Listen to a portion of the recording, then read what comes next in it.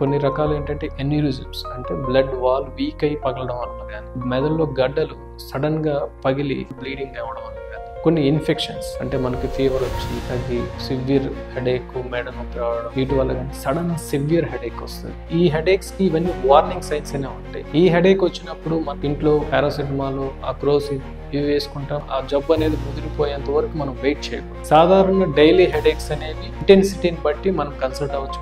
ఈ హెడేక్స్ మటుకి మనము ఎప్పుడు అశ్రద్ధ చేయకూడదు. ఎందుకంటే ఈ హెడేక్స్ కి మనం సకాలంలో ట్రీట్మెంట్ చేసుకోగలిగితేనే మనము ప్రాణాలని రక్షించుకోగలం. తర్వాత మనకి వచ్చే ఇబ్బందులు ఎక్కువ రాకుండా ఆపగలం.